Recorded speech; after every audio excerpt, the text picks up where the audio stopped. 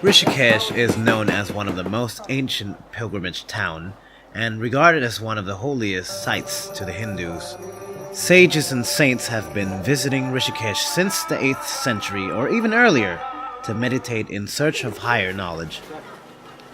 It's the 7th most populated city in the state of Uttarakhand, with a population of about 100,000 folks. The history of Rishikesh is rich with numerous legends and mythical stories, to which you can go learn about that yourself in your own spare time, since I don't know enough about the Hindu religion. Rishikesh at first seems like a chaotic place, but as I spent more time here, I've realized that it's such a chill-ass place. Life here moves at a slow pace. You can easily spend your day doing nothing and just relax. It's like being warped back 20 or so years to the past, where things are more simple and technology for the most part was very limited.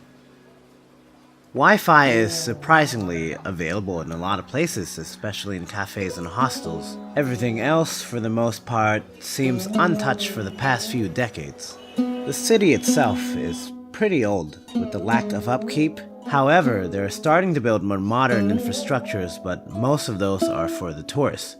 I felt that the city has strayed away a bit from what it used to be in terms of spirituality. Commercialization has definitely made its mark on this holy city. Overall, I like the vibe of the place, even though it may not be the cleanest place out there, but I can definitely live with it.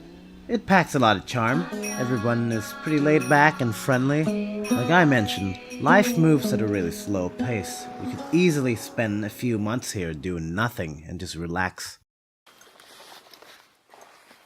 So straight down here, yeah? The nature and people seems to somehow be able to coexist in a somewhat peaceful compromise.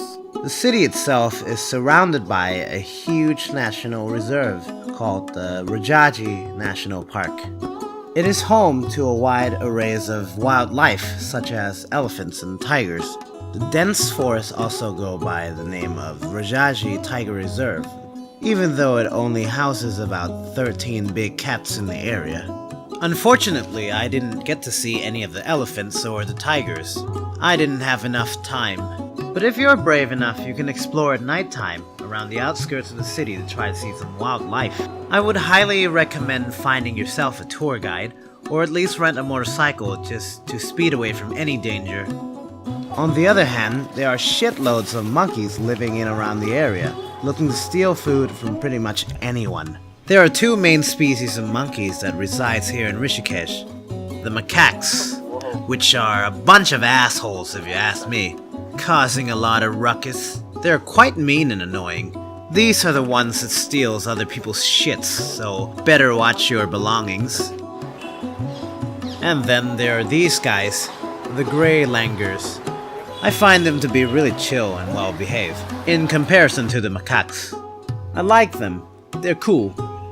As mentioned before, Rishikesh is a holy city and vegetarian by law to the Hindus. Meat and alcohol are forbidden, so if you're big meat eaters, well, you're shit out of luck. For those who likes alcohol, well, there are some things you can substitute with. Wink wink. While the city expands with modernization, the core spirituality of Rishikesh remains unchanged.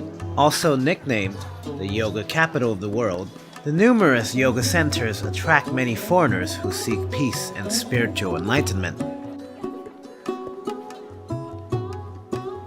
Ashrams, which is kinda like a safe haven for spiritual retreats, are where most of the action takes place. Each ashrams offer lodging, food, and various classes you can partake.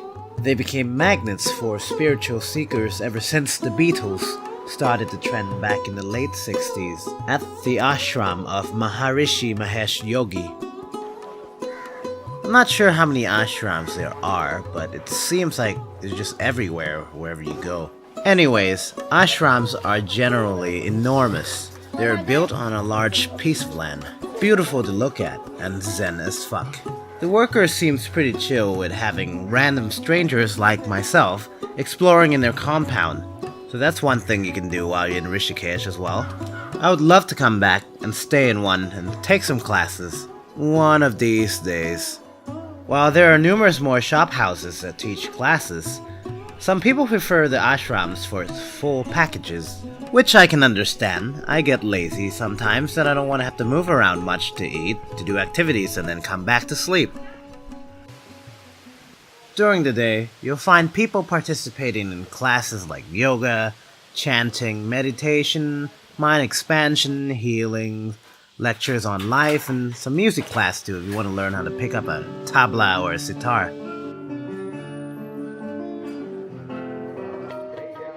By nightfall, you'll find pilgrims, tourists, sadhus, or holy men preparing for the nightly river worship ceremony called the Ganga Aarti.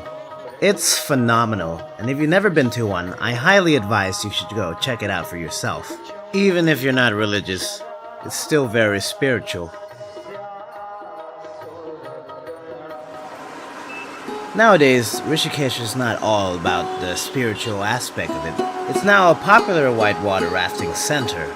Here, you can enjoy being one with the living mother goddess of India, the Ganga River. Aside from that, people are starting to come here more for the adventure sports like bungee jumping, zip lining, and trekking. Rishikesh is a Himalayan trekking gateway, and that is why I'm here in the first place. Thank you for watching. Please stay tuned for the next episode, which I will show you the top things you should do in Rishikesh.